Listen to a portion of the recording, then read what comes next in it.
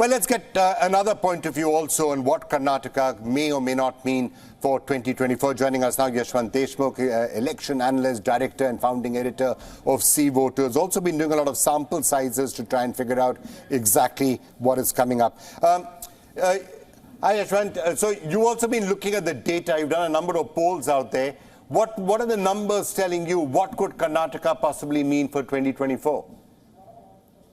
Well, one thing is clear, Vikram, that, in the last 10 odd years, we have seen this phenomena of split vote setting in all the other states. And by the way, Karnataka was actually one of those states which started the split voting. I mean, picking up a different party in different layers of election way back, at the time of Ramakrishna Hegdeji I would strongly suggest that anybody who is trying to draw too much from Karnataka result for 2024, I would be very, very cautious to do that, because when we did the exit poll, Vikram, where we clearly pointed out that Congress is winning Karnataka, hands down it is winning Karnataka. And in fact, in the last 18 months, Vikram, in our tracker, there was not even a single day that BJP's vote share actually overtook Congress in that one. So it was a very crisp and clear mandate. But in the same exit poll, when we asked 40,000 people across Karnataka, we also asked, whom would you have voted for if today, if the Lok Sabha elections would have voted? So the approximately 5-point lead that the Congress was having in the raw data got into a almost 9-point deficit on this particular question, which means there was almost a 15% reverse swing of sort on the question of Vidhan Sabha voting intent and the Lok Sabha voting intent. So this is pretty much in line with the phenomena that we have been observing in the last 10 odd years, Vikram, that people have different voting preferences.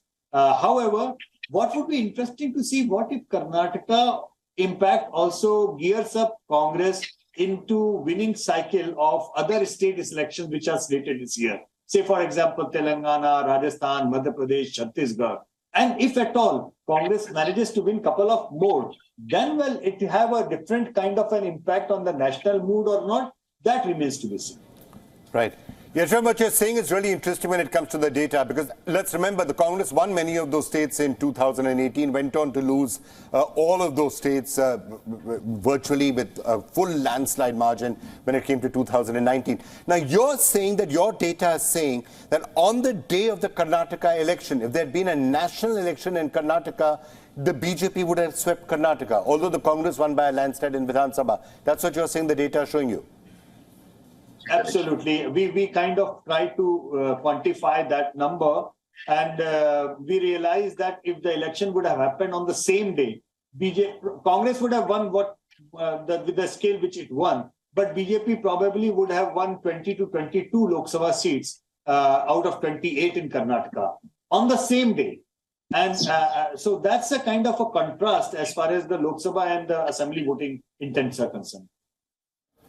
All right, Yashwant, so difference between Vidhan Sabha and Lok Sabha is something that everyone should keep in mind. Now, a lot of people are also trying to figure out what the opposition is going to do to try and get some sort of unity, make everything bipolar. That's the lesson that some in the opposition are deriving. Make everything into a bipolar contest, have a one-to-one fight in every seat across the country versus the BJP. Make it also some sort of a collection of state elections. That's the way to go. What would be your interpretation or your analysis of that? But Karnataka was hardly bipolar. Janata Dal Secular did not go hand in hand with the Congress. In fact, the evidence suggests the other way around, Vikram, because in 2019 Lok Sabha, Karnataka, Congress and JDS were in alliance. And that actually ended up giving BJP 51% vote share over there.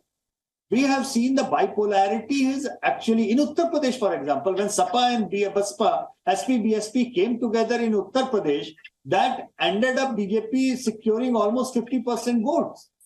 And that bipolarity of the election actually ended up helping the BJP.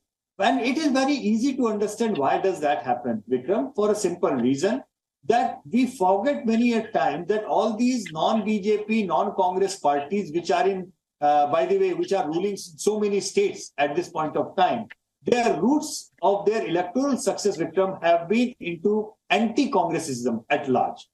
all these Janata Parivar constituents of yesterday, their entire political game plan started with being anti-Congressism in nature.